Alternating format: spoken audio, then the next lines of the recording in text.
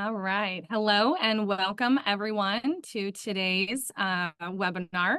In just a few moments, you are going to be hearing from our Chief Revolution Officer, John DiJulius, and best-selling author, and Vice President of Consulting for the DiJulius Group, Dave Murray, also best-selling author, on building and developing great leaders. Before I turn it over to both Dave and John, I just wanted to mention a few things.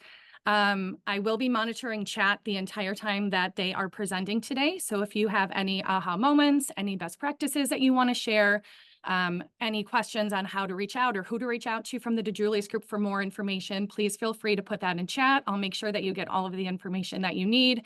And then Dave and John will both be taking live questions after their presentation. So you can go ahead and submit any questions you'd like for them to answer live in the Q&A feature at the bottom of your Zoom screen.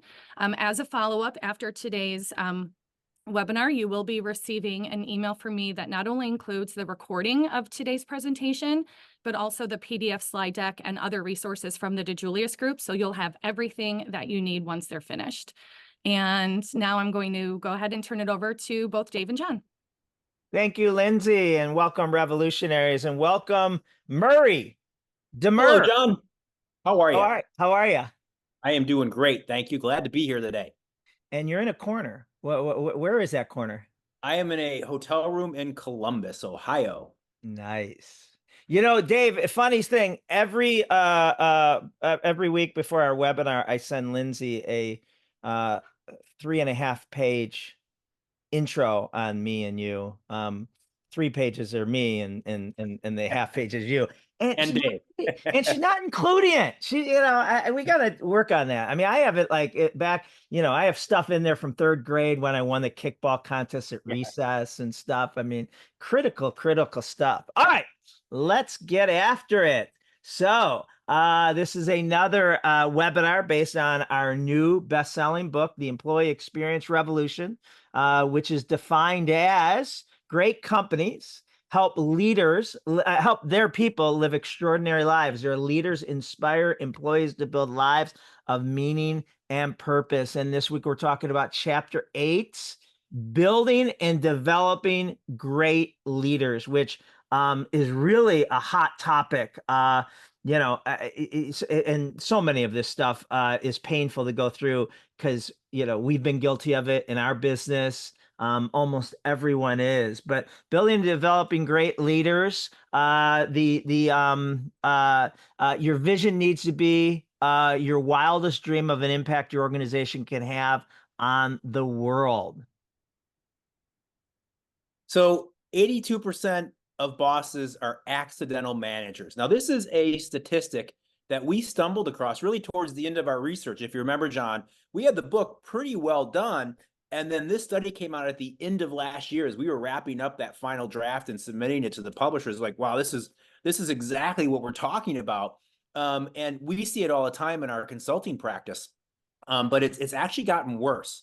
So 82% of bosses are accidental managers. And what that means is how they define accidental manager is they have the job function knowledge, but they don't have the leadership skills or knowledge. And so what that does is it makes them really incapable of providing the leadership experience that most organizations want to have. And what also happens is usually we're all guilty of this, whether it's someone's in the right pecking order, we're promoting on seniority, et cetera, and they're not the right person for the job. They're not the right leader for the job. And but so they might have the most seniority. Right. Or they could crush the job, right? They could be great at consulting or sales or whatever it is, but that doesn't mean that they should be a leader. And Dave, this, you've been on both sides of the fence. We go to you and say, hey, Dave, we don't tell you this, but in our mind, because you have the most seniority and you're very good at the job, we're promoting you to, head of your team now. And that, Friday you went out drinking with your coworkers and Monday you have to now lead them. And we have not set you up for success in that role. And the other thing that's so scary about that, John, continuing on with this particular statistic, 25% of those make it to senior leadership, right? So they kind of fake it till they make it, I guess, is the best term to use. And they get promoted, yet they're still not effective leaders for their organization. And that is why turnover can be so high and all those other issues that organizations have. This is a direct cause of so many issues. And there's really two things that cause this. One is leaders have not had any training on how to manage, what that looks like, how to support their teams. And the other thing that we've known for a while and we help organizations focus on is that organizations don't have standards in place for their leaders to follow, right? They kind of assume leaders got it. They have all the stuff down. They know what to do. They're going to do the one-on-ones. They're going to be an effective coach. They're going to have candid conversations, all those things. Yet they've never given them the training. And that's where so many leaders, managers, directors can fail. Well, before we go on, I'd love for the people listening, the 66 that are on right now, to put in the chat if you or your company, probably one and the same, is guilty of having accidental managers. I got to believe, I've never met anyone that, didn't say they weren't guilty of doing this. I guess at the end of the day, it's reactive promoting instead of proactive. And that's what we want to talk about. So as you put that in chat, we'll continue. Yeah. So are you a bad boss?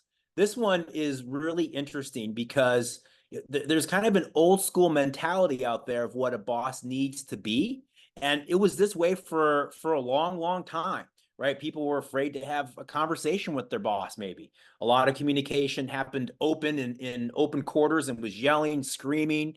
Micromanagement was happening, belittling their workforce in order to get results. And all these things over time have proven to really not be productive.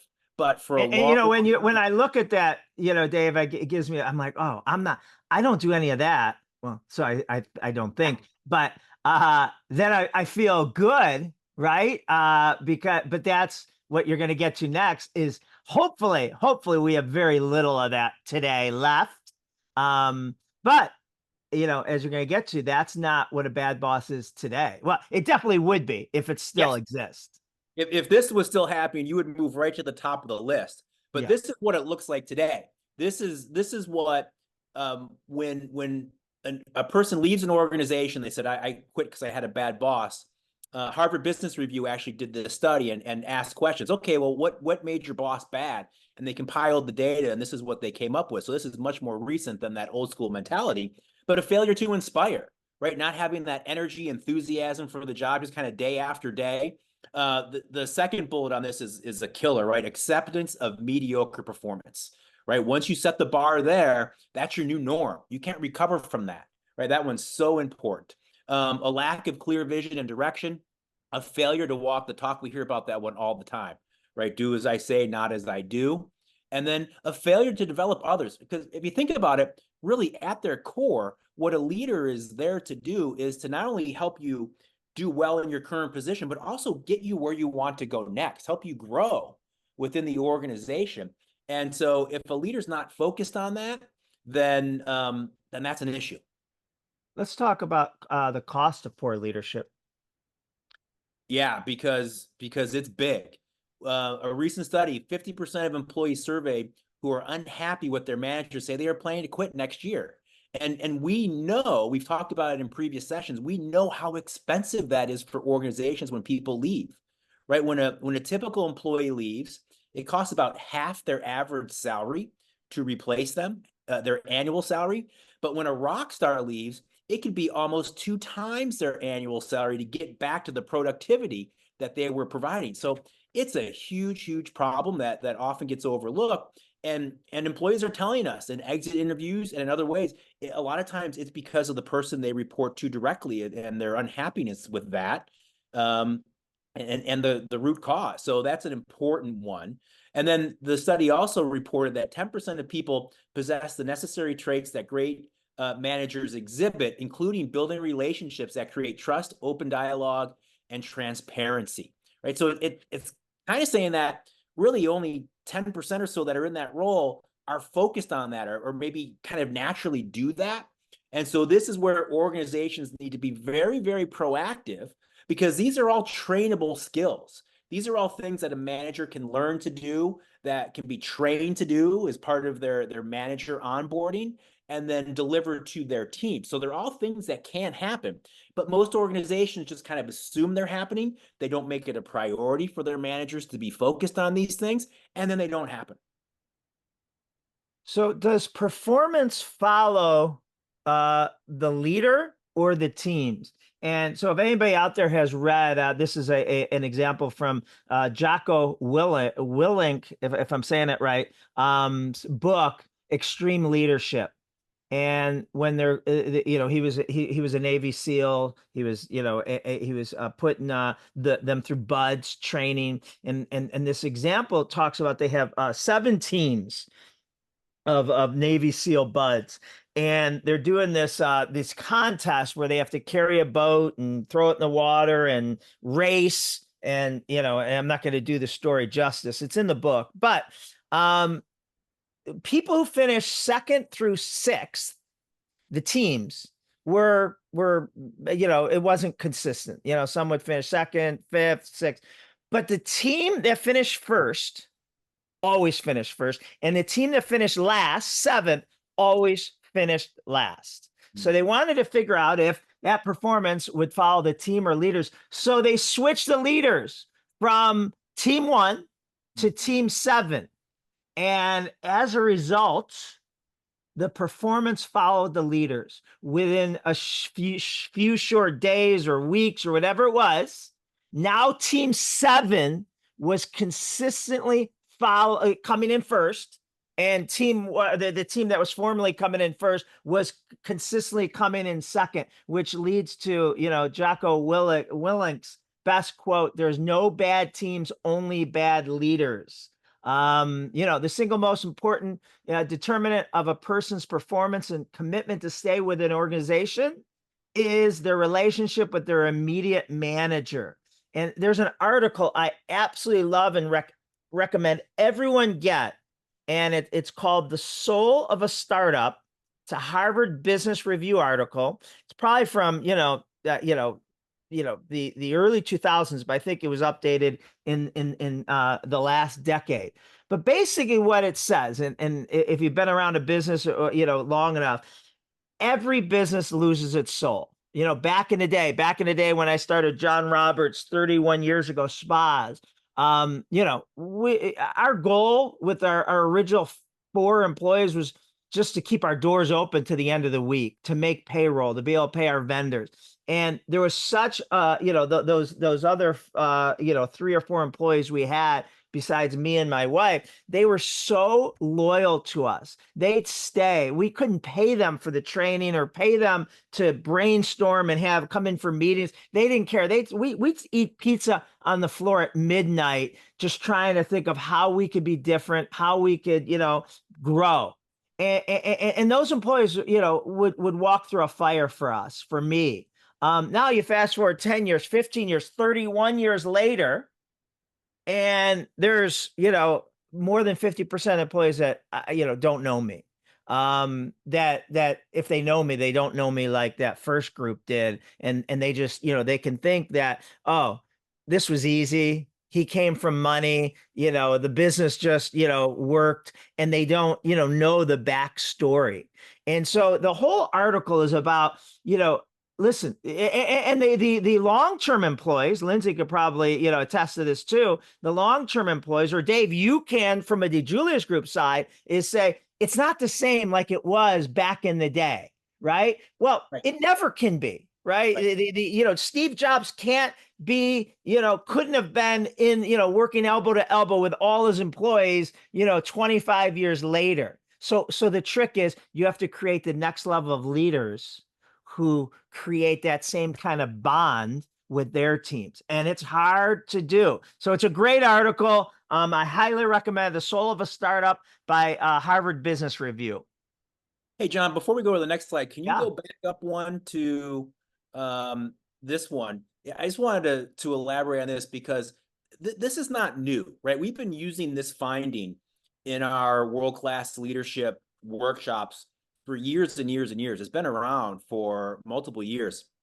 And I'm still amazed that more organizations don't look at this as a strategy, right? Because what this is telling us, that the most important determinant of a person's performance, right? So how well they're going to do in their role, and then combine that with how long they're going to stick around, right? Their longevity with the organization really comes down to the relationship they have with their immediate manager. So I don't understand why organizations aren't focusing their frontline folks, especially, but all managers, to build those relationships, because it's so important. Well, you got to think about it though, value. Dave. If you're an accidental manager to begin with, Yeah, that meant I'm reactive. I didn't plan this out.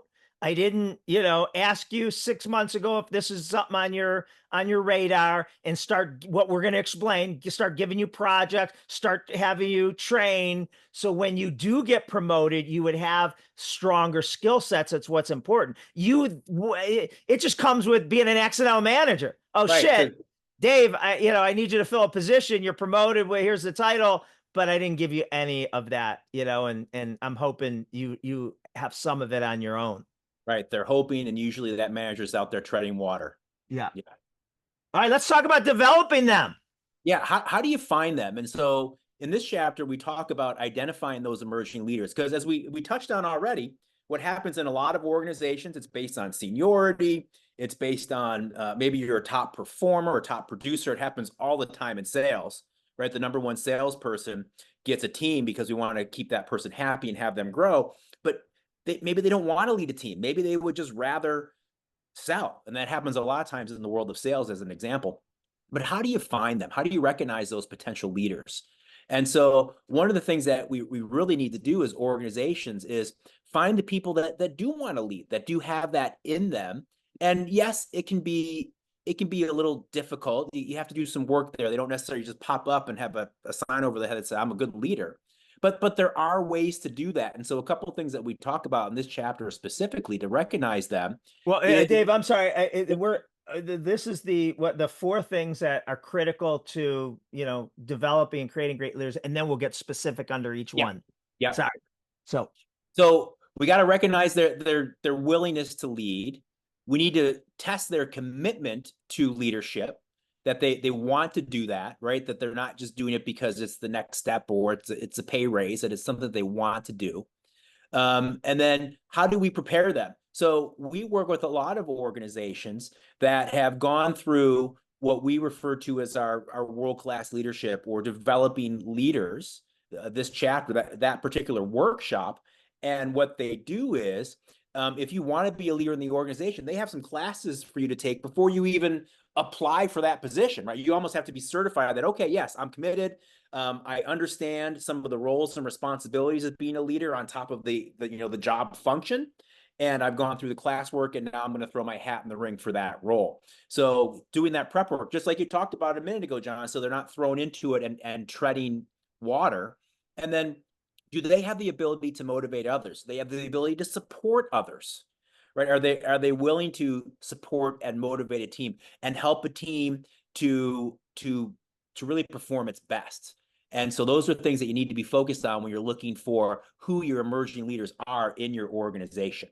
And then we're going to get into each one, how to do it. And number 4 really talks about how to keep the leaders motivated, right? And engaged and not get stale. So Right. Number 1 here, Dave, let's talk about how to recognize potential leaders. Yeah, this is an important one. So we've known, and we've seen this in studies, that they have a high emotional intelligence, that they're confident about themselves. They're not kind of stuck in some of that workplace culture that's negative, the gossip, those sorts of things. They're willing to be proactive.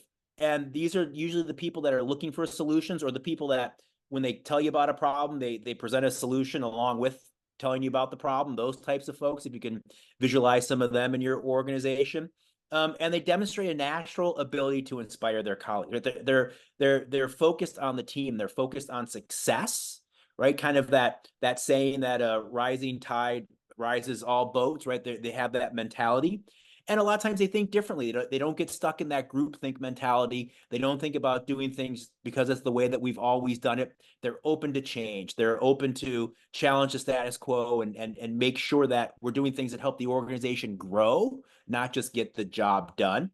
They have a willingness to learn more. They have that growth mindset where they want to be better each and every day and learn more each and every day. And they're willing to take risks. They're willing to step outside their comfort zone, again, for the good of the organization. Yeah, and it's important. Some of these can be taught, but a lot of them can't be. Now they can improve, but high emotional intelligence is really hard to find today because, and no fault to their own. And I think I'm going to get into this a little bit later. We're going to get into this, and no fault to their own. The 32, 35 and under are relationship disadvantaged. So their emotional intelligence, did not come at home or in any environment. Right. I love this quote by Tom Peters. I would rather reward spectacular failures than mediocre accomplishments. As the leader of Amazon, is to encourage people to be bold. And people love to focus on things that aren't yet working. And that's good. It's human nature. That kind of divine discontent can be very helpful. But you really, it's incredibly hard to get people to take bold bets. And you need to encourage that. And if you're going to take bold bets, they're going to be experiments. And if they're experiments, you don't know ahead of time whether they're going to work. Experiments are by their very nature prone to failure. But big successes, a few big successes, compensate for dozens and dozens of things that didn't work. And I think it's important. We don't want a bunch of yes man, yes woman that agree with us. I mean, it's nice, but we're never going to get anywhere. And it's really important. There's a quote that, I don't need someone to nod when I nod and move right when I move right. My shadow does that. We want someone that says, is there a better way? Is there a different way? So some quality of great leaders possess. And again, don't hold your potential leaders to the T. This can be trained, but obviously the ones that have any of these or a portion of them will just help, right? They better be good at their job. We cannot be promoting anyone that is not already very good at their job. I think this is so important. Energy. Doesn't mean they have to be loud, but do they bring positive energy? Charisma. Hey, John, can I interject really quickly? Yeah. You think energy is so important that it's actually part of our DiJulius group core values, which I think is awesome. But that's how important it is, right? It's not just as a leader, but just as an organization, we have to focus on bringing that energy. I love that one. Yeah, and it might sound like I'm contradicting because I want them to push back. I want them to challenge, but there's a positive way to do that. And there's a negative way, of saying this is always broken. This is, that'll never work versus, being positive and saying, have we ever considered, right? So charisma, it's not a must, but, some of the best leaders have the charisma, the energy that people want to be around. This is something that we got to teach, but, care before coach. Right? Be a human before a leader. You got to be a brand evangelist. They have to love the company, where the company's going. If they don't, they should not be in leadership. That should be, a filter number one. And positivity goes with, got to be a positive person. Dave, you want to talk about number two?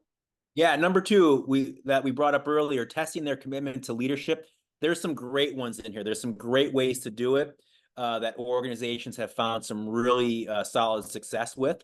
So first one is find some ways to get them active within the organization outside of their current role, right? So get them involved in other ways. One of the things that we recommend, especially when we're working with an organization on the consulting side of our business, is to, once you've identified some of those emerging leaders, put them on a task force or a steering committee.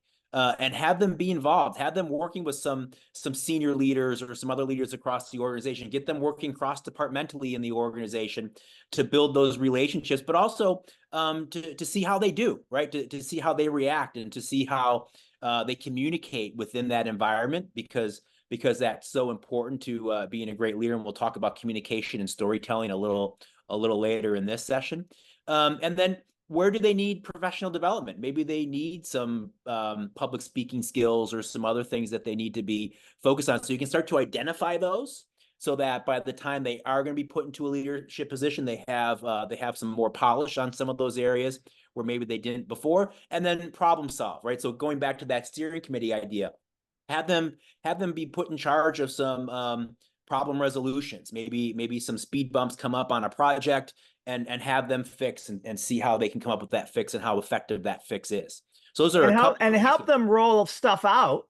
Yeah, because they should be. This is very important. They shouldn't be in leadership yet, right? This is preparing them and testing them, but this is where we find out if they're brand evangelists, and if they're respected by their peers, and all these things. Lindsay, I want to break to you real quick. I saw a comment that said the volume is low. Is that for everyone, or is that an individual?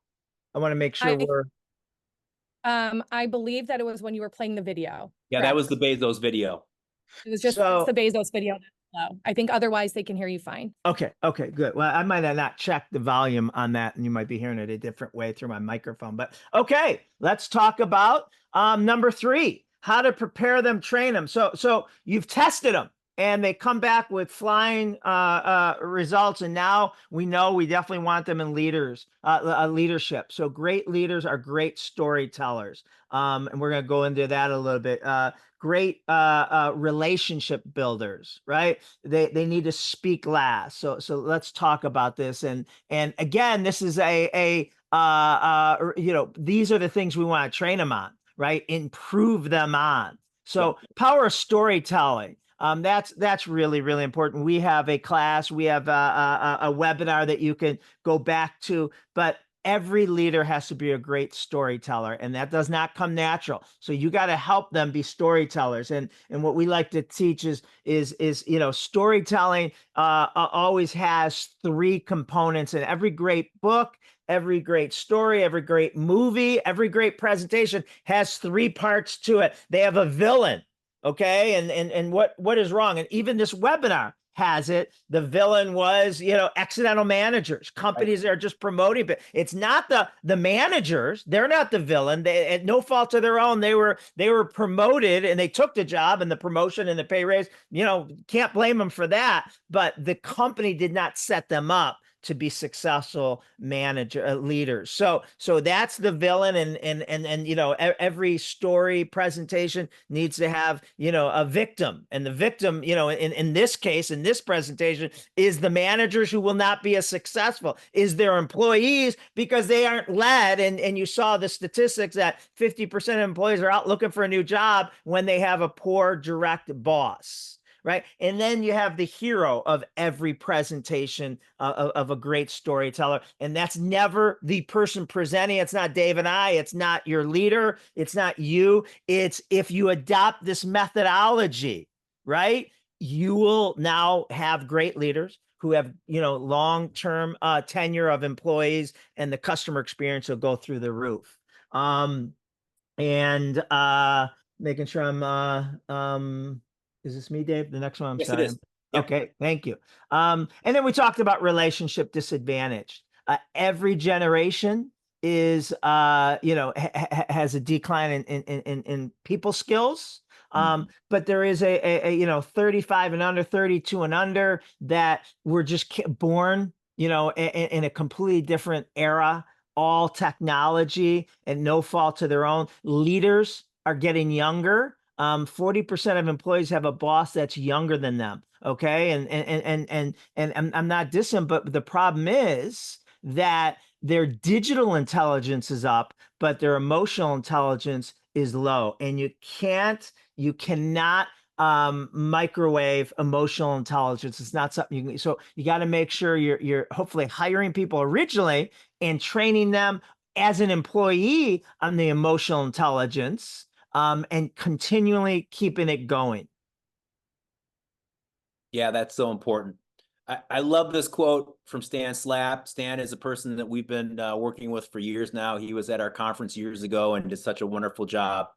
When your company says you want your employees to be leaders, what that really means is that you want their emotional commitment to your vision.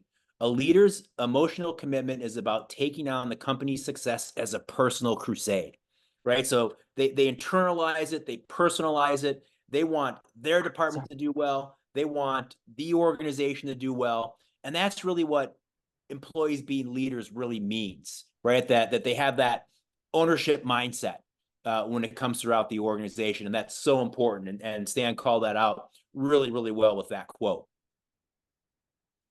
We talked about this earlier, how important relationship building is for leaders, right? We talked about how it has such a impactful piece of the puzzle when it comes to number one determinant. Yeah, retention and how well I'm going to do. So that's one of those things that needs to be a focus. It needs to be part of training. So there's a couple of things that your leaders need to know. Number one is it has to be authentic. John, you always have this quote that I love, that people have a great BS meter, right? They know, they have that little meter going. Is this guy authentic? Is he full of it? What's BS stand for, Dave? Bullshit. Oh, I didn't think I could get you to swear. Oh, good. I'm proud of myself. Thank you. Okay. And then, so they need to be authentic. They need to know, that need to care and need to want to know. Then obviously they must be very curious. That kind of goes hand in hand, right? That they have that curiosity. They want to learn more. They have a natural interest in you. They want to know that information. Incredible empathy, right? So having empathy for their team members or anyone you're building a relationship, but in this case, specifically your team members. Number four, you must love people, right? If you are not a fan of people, leadership might not be for you, right? Maybe you should go do something else. And then must be a great listener, right? A leader can't just talk and talk and talk. As John mentioned before, leaders speak last, and really have to have a good finger on the pulse of what their team members are thinking and saying, and not just always out there barking orders or whatever that might look like. So I love to ask this question. I'm going to ask our attendees to put it in chat. Of those five, I know from experience, with employees and training companies, that four of them can be taught, but one of them, all the education in the world is not going to change. Which one of 1, 2, 3, 4, 5 put in there do you think cannot be taught, cannot be trained, and that you have to have, make sure that leader comes with this characteristic, because you're not going to be able to train them? What do we got here? I've seen a 3, I've seen a 1, I see a lot of 4s. Okay. Dave, you want to tell them which one it is? Yes, it's number 4. Number 4. Yeah. You cannot hire or promote people who don't genuinely like others. And there's people, and there's nothing wrong with that. Okay. But you cannot, if they don't genuinely like others, then all the training in the world. I've improved personally. I've seen people improve personally in my experience at all the other 3, but there is no way a person who doesn't actually love others will be a great leader in the full sense. So, all right, Dave, you want to talk about this? We use this. Now, everyone probably knows this, what this is, but talk about how we use this in a leadership training. So you're right, John. I think this has come up in probably every webinar we've had, because it's such an important piece of this book and of internal culture and of leadership. But Ford, we use externally, and we also use it internally. And Ford is family, occupation, recreation, and dreams. So that's what that acronym stands for. Basically, I think most of you know this already, but those are the types of information that are most important to us as humans. Those are really what make us tick. We're passionate about that. It's why we're going to work every day, so that we can go and do these things with our family. Occupation, if you ever meet someone for the first time, it's usually the first or second question you ask. What do you do? Right? So it's how we identify ourselves, how we spend our downtime, and our big aspirations. So those types of information are so important. And why it's important from a leadership standpoint is, if you're trying to build relationships, there's no better way to do it than to know somebody's Ford, to gather that information and do it organically, right? So it's not someone coming in and filling out a list when they get hired and you just go off But it that list. can be. Listen, that's Can okay be. too. Yeah, it works. That does work. We've seen examples of that working well. But from a leadership standpoint, one of the best ways to get it is just in conversation, right? Ask questions and listen. Or when you're having small talk with the team member, making sure you're paying attention and then following up on that information in future conversations. So the ability to listen for, gather for, and at the end All right. of the Well, day, Dave, so let me ask you this. If Lindsay works for you, obviously you know what her occupation is. So yes. how does that work? If that person works for you, what you need to know is where do they want to go next? And how are you helping them get there? Yeah. If you don't Love know that. that about one of your team members, you should go and find that out today. What do Yeah. they want to do next? And how are you helping them get there? And listen, there's a good chance it may not be, there's a really good chance it may not be in the position they're in. And Right. which means they're not going to be benefiting you person. Maybe it's a different department in this organization. Maybe it's to replace you when you get promoted. All good things. Maybe it's in a different industry, different company. That's okay too. Let's help them get there. They will do that. Let that story go viral. Instead of just the rags to riches story. One last note on Ford. That's such a great tool. If you have your leaders and really all of your team members focused on Ford, really what it is at the end of the day, it's an exercise in active listening, right? So if you're gathering Ford, you're paying better attention. You're not calculating what you're going to say next. You're listening to that person. You're learning about them, maybe even taking a couple of notes to bring up next time. And so it's really all about being in the moment and actively listening and also building that relationship. Dave, do you want to share the exercise you do that our revolutionaries listening can do or watching with when you do a workshop with leaders? I love this Yes. exercise. When we do a workshop with leaders, what we do is we ask every leader in the room to write down the name of 5 people that report directly to them. If they don't have 5 direct reports, they can supplement that with some other people that they work closely with in the organization. But you have them write down the names of 5 people. So you actually give them time, watch them write it down, have them do it on paper if possible, as opposed to their phone, but have them write them down. And then you introduce it this way. You say, okay, now that you know about Ford, we talked about what Ford information is. I want you to write down 5 pieces of Ford type information on each one of those 5 people you wrote down. And you give them some time and let them do it. And sometimes when we do this exercise, people are writing and writing and writing. That's great. Sometimes it's kind of crickets. And what usually happens, if we had to do like an average of all of the times we've done this exercise, it usually boils down to a leader can get 5 things or 4 or 5 things on maybe the first 2 people they wrote down. But then when they get to the 3rd person, it's less. When they get to the 4th person, it might be nothing. The 5th person, they might be completely struggling, right? So it tells us that even some of our good leaders might be doing this, but with not kind of equally across their entire team. So for a lot of leaders, it's an area of opportunity to maybe even stretch themselves and have some of those conversations with folks on their team that they're usually not having. Yeah, listen, I mean, if you don't know the Ford of your direct reports, they're not going to walk through a fire for you. They're out looking for the best job, right? I know Dave, and that Dave has 2 kids, and I know that's oh no, I'm sorry, 3 kids, right? I know what they do. I know where they go to school. I know what activities they're in, and that's not me bragging. Listen, I've been guilty of doing this, and remembering, back in the day, yeah, Lindsay's married, or I forget her husband's name. She has 2 kids. I don't know if, I think it's 2 girls, boy and girl, right? That shame on me, right? Versus Mackenzie and Landon and Ron. She actually has 3 kids. I put Ron in the kid huddle, but all right. Is this you or me, Dave? This is me. That's you. Great Yes. leaders speak last. And this is my weakest thing. It is so good to do, and why? When a leader speaks first in a meeting or anything, they call it dropping an anchor. So we get in here and we have a meeting, and I say, guys, listen, we need to improve this X. One of the ways I think we can improve it is we should do this. Well, that's dropping an anchor.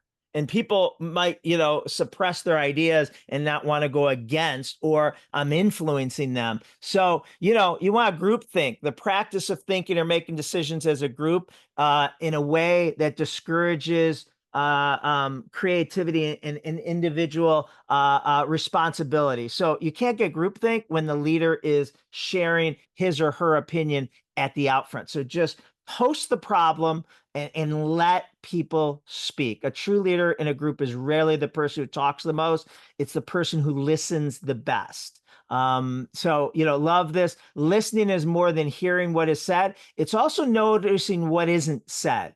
And so a great leader has to say, Lindsay, you haven't said anything. What do you think? And there's a lot of times you have great people in your on your team that have great ideas, but they're not a blowhard, and they're not going to fight for the time if there's other louder people that are constantly talking. Inviting disincenting views and amplifying quiet voices are further acts of leadership. Brainstorming and volleying ideas. Everyone else, the feeling that they've been heard, and it makes everyone else feel that they've, been contributing. So it's so hard. Then you can share based on what you heard. Then you could share what your opinions, ideas are. But I guarantee you, like I found out the hard way, when I go last, which is rare, my original thoughts have changed based on all the great ideas I've heard. Yeah, that's great. Number 4, motivate the motivators, right? This is, and this is what I'm talking about. There are leaders. How do you keep them motivated? Professional development, right? Innovation teams, energy givers. We got to make sure that they think this is the number one question I ask my team. Dave, all the time. What are you consuming? Dave, you want to tell them what I mean by that? Yeah. What are you reading? What are you listening to? What podcasts? What books? How are you continuing to grow, expand your knowledge base? What are you sharing with clients and sharing with others that you think will be effective and positive for them? So we're always looking for these things for ourselves and to share with others. Yeah, and so the reason I have this is I say I'm the Joey Chestnuts of consuming customer and employee experience. Now, if you didn't know, Joey Chestnut was, I think, a I don't know, 12 or 13 time hot dog champion on July 4th, and he didn't participate this past July 4th, which ruined his record over some dispute with the sponsorship. But he's still my my metaphor of what are you consuming every day in your area of expertise to make sure that there's no one smarter than you. And another thing is we have to have vujade moments. A key to reimagining the way things are is vujade. Vujade is the opposite of deja vu. Vujade is seeing something familiar over and over again through constant tinkering, experimenting, going down rabbit holes until something clicks and evolution turns into a revolution. A key to helping your mind constantly tinker and reimagine what could be versus what is having these vujade moments, right? And just constantly be brainstorming and thinking, what if, and just no idea is bad. Right? No idea is outlandish. And sometimes that's where it comes, where you modify it a little bit, but that is, you got to put your mind in just to create vujade moments. Yeah. And here's the reality of what we're talking about today. The days of lighting fires under people are over, and the days of lighting fires inside people are here, right? So we need to give them that sense of purpose. We need to inspire them. We need to make sure that they're feeling that when they're going through their day to day, when they're interacting with our important customers or whatever it is that they're doing. And that's what leaders really need to be focused on. And so here's a question for the group. Do you consider yourself an energy giver or an energy sucker? And I'll define in just a minute here what an energy giver is, what they do to be an energy giver. But Can I answer that for me? Yes. I am both. You can be. Yes. I can be. Yeah. And I know I could be an energy giver, but You know, on days that I'm aware or not aware, I could take the as fast as I put energy in a room or into people, I could zap it. And that's something I got to work at. So the good news, John, is I would say you are a 92% energy giver and an 8% energy sucker. Doesn't have But to that be. 8% can be powerful. That could be a tornado. It Yeah. could be. Yeah, it Yeah. could be for sure. But think about it. We've all worked for energy suckers in the past. Sometimes they might be called Siegel managers. They just kind of come in and crap all over everything and then disappear, right? And just leave everyone kind of like shaking their heads and not knowing what direction to go in and what to do.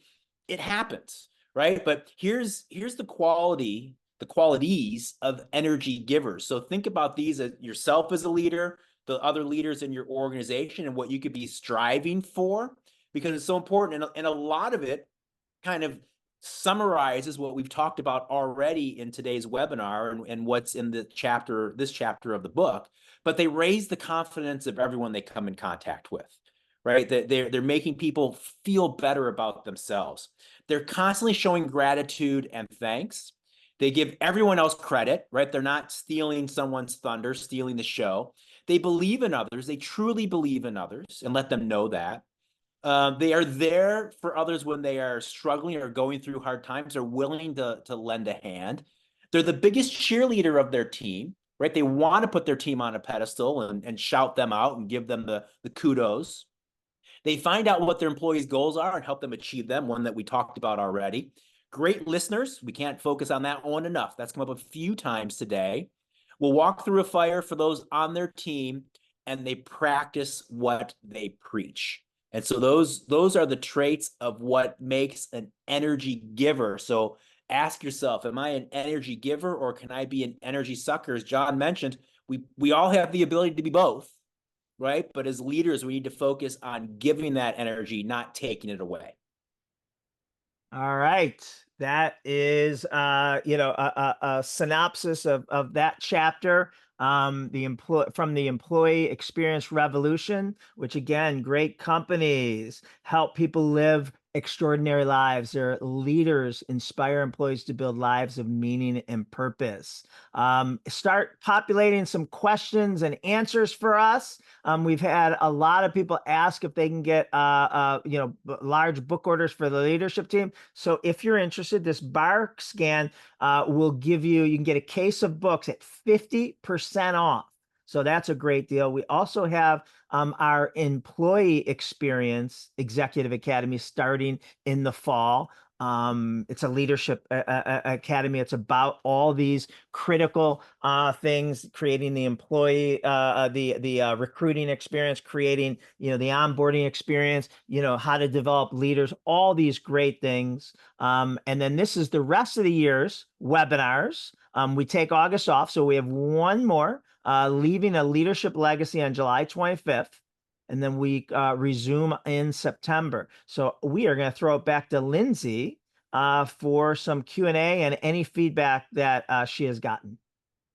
Absolutely. I literally was sitting here laughing so hard at you guys. It's like watching a comedy show mixed in with great employee experience. Yeah, so you obviously heard us that we don't like the intro you're doing on us. There's a lot more you could be saying about us. And am I an energy giver or how many years, Linz? 20? How many years you been? 21? 21. 21. All right. So do you agree with Dave's assessment that I'm 92% a giver and 8% a sucker? Were you listening? No, I was listening, but I think he's giving too much. I was going to tease and say he's giving you too much credit in the energy giver. Yeah. Well, I agree. I agree. What would you put it at? Oh, I don't even know. I'm just teasing. But, so real quick while you guys are putting in questions, the QR code that John put on the screen for the case of books. So that'll take you directly to the page to purchase a case of books. And the special code for the 50% off is EXR50. I'm not expecting you to remember that, so I will include all of that information in my follow-up email. But just so you know, there is a code for that 50% off. And let's see. All right, we have a couple questions between chat and Q&A. They're coming in on chat too. Back and forth. So I'm going to start with the ones in Q&A. So Miss Debbie Bush, hi Debbie, Hey, said, Debbie. what about, yeah, Debbie's a regular with us here. So Debbie said, what about developing or growing as a leader, but not being a manager of people? Debbie, can you get, unless Dave, you understand? I'm not sure if I have enough context to this. You think you got it, Dave? I think so. So if you're more of a process manager and you want to grow and you don't necessarily have direct reports, you can still follow everything we're talking about because you're still building those relationships with other departments to get the job done, whoever that you're servicing, whoever's coming to you, whoever's your customer, whether they're external or internal. So I think a lot of the things that we talked about can still be put into practice, but in some cases, your constituency, so to speak, might be another department as opposed to team members that are reporting to you. Great. All right. And Debbie, if Debbie, you need any, if we didn't answer that correctly, please follow up let us know. and correct all my typos, Debbie. Debbie is the greatest. She is. She catches Roofer. everything. Yep. Yeah. Does. All right. So next question comes from Tawny. She said, how can we motivate an energy sucker to become an energy giver? So the first What are way, your- Tani, is if like hopefully they're like us, that we kind of everyone, that we can be guilty of being an energy sucker. And we have to, be made more aware of, hey, how you brought that up in front of people on that meeting, we can't have that. Do that one-on-one with Lindsay, but don't do that in front of everyone or whatever that is. If it's a minority and it's just more awareness, great. If that's who they are, I don't know if you can change that. Dave, what do you think? Well, the first place I would go is making sure that there's awareness, right? Do they know the difference between an energy giver and an energy sucker? And so maybe you just have to get some leaders together and have a conversation about this topic and say, hey, Yeah, sometimes as an organization, we can be guilty of this. And so as a concept, we want to be focusing on these traits. And we're asking all of ourselves as leaders to be focused more on this. We know we're not going to be 100% perfect, but we like to make it a focus of ours and start there and slowly start to get some incremental improvement. and this is where the storytelling comes in. So this hasn't happened. Dave, is unbelievable. But let's say Dave is a newly promoted manager and he's was an energy sucker with the consultants today. Where I go is, hey Dave, let me share. First off, man, I give him a story or two or five of how I was an energy sucker and just leveled the room. And something I've learned, Dave, is start off with the attaboys and the really good things, show them where you can help them be stronger, and then end with on a high note and a commitment from them that I know that if you can take this and do this well, you are going to get to levels unheard of. So giving them examples, but also showing vulnerability that we weren't perfect and that we had to learn it the hard way too. Right. Yeah.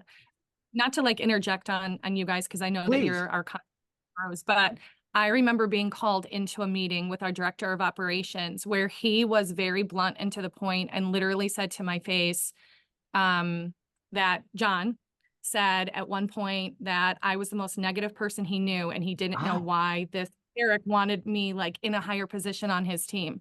And my personality is like athletic, sport-minded, but so in that case, I was like, I don't want to let my coach down. And I've spent like every day since, this was probably like 15 years ago when I was freshly and super young, but still, sometimes just being blunt and to the point, like that in my head, I still remember it. And that helps keep me like on my game and not letting the negative stuff feed into it or bringing other people into it every single day.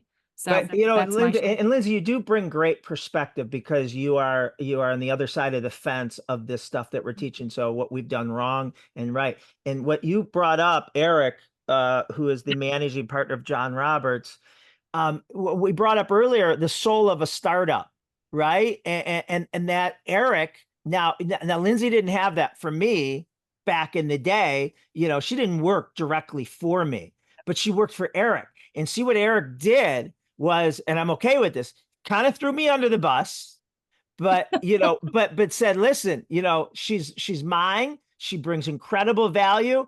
And now you didn't want to let Eric down. You weren't interested that much in what John thought of you. I know you are. You don't want anybody to think bad of you. But it was Eric that you were loyal to, that you wanted to make sure you justified his belief in you. And that is a great example of it.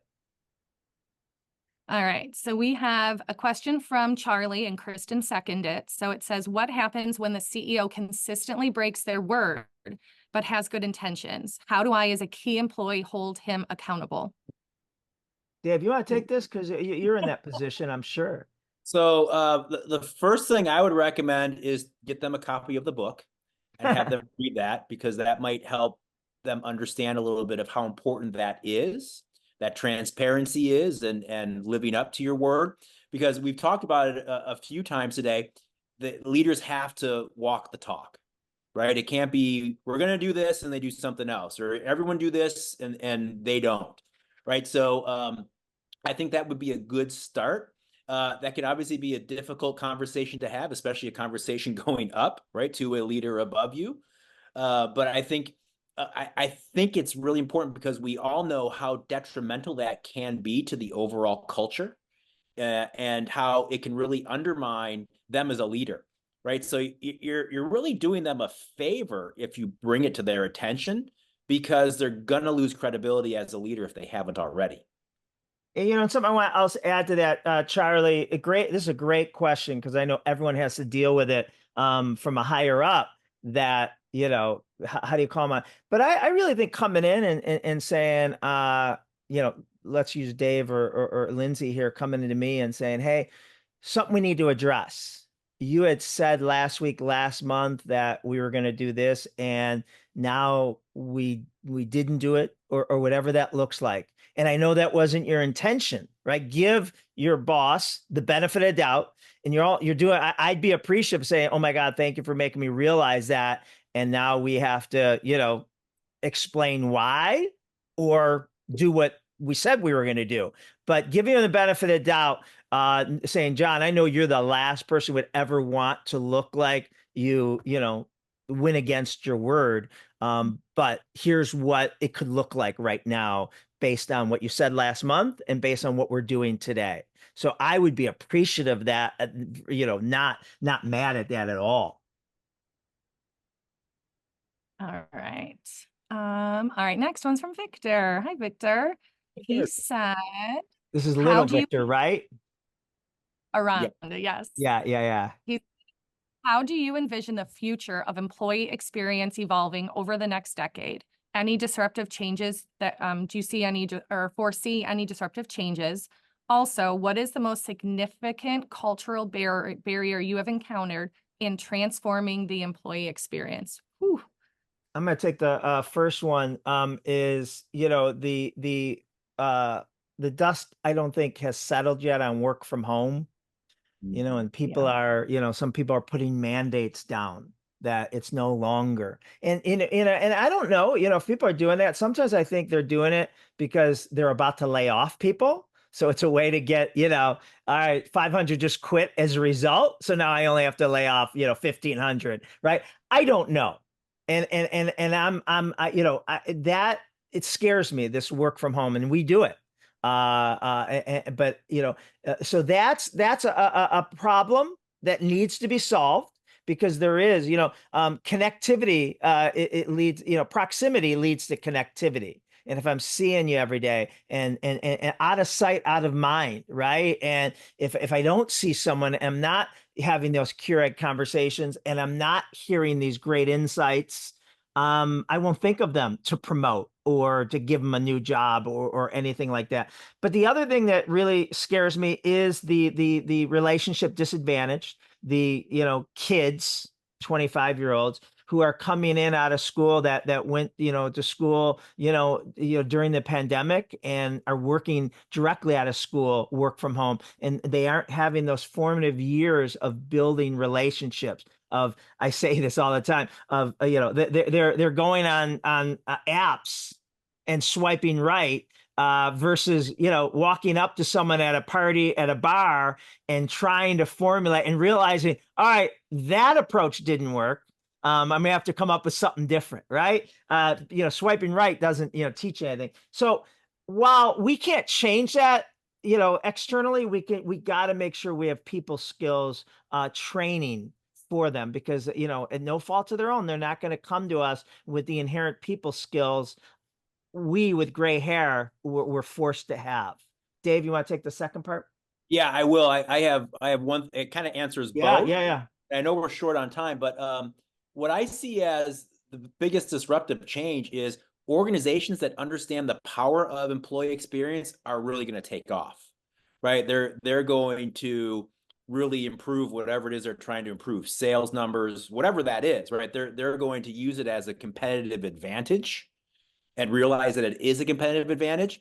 And to kind of dovetail from that, the barrier is that old school mentality, right? The leaders out there right now that are like, well, back in my day, no one gave a crap about me, so why should I build a relationship with this person? I just had to show up and punch in and no one talked to me. And so not adapting to this change is going to be the biggest barrier. Good. Right. All right. I have one more. I know we're short on time, but I don't want this last one to not get asked. So Tom said, do you recommend using tools like always and nevers and always for managers for coaching on things like energy sucker versus energy giver? Or do you have any other recommendations for that?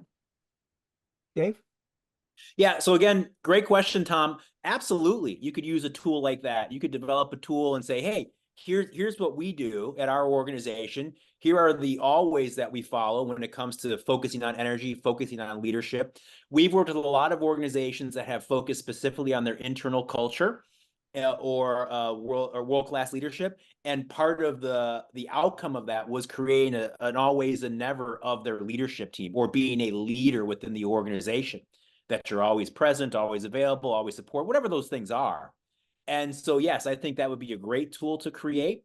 And again, just going back to the awareness, right? Having some sessions with your leaders and saying, hey, let's read chapter 9 of the book and talk about it, and where are we good, and where do we need to be a little more focused and improve, and just start having those organic conversations and have it grow from there. Awesome. Perfect. So just to wrap up, again, you guys will be getting a follow-up from me. I'll have the copy of the recording, the PDF slide deck, the Soul of a Startup article that John mentioned, information about ordering books, how to get hold of the DiJulius group, additional resources, all of that stuff. So look for that for me later today. Dave, John, do you guys have anything else? No, thank you, Lindsay. Great job. And you do have a son and a daughter, right? Like you said, I have a son and a daughter and a third child. That is my husband. That was absolutely true. All right. Thanks, everyone. Thank you, guys. Everybody.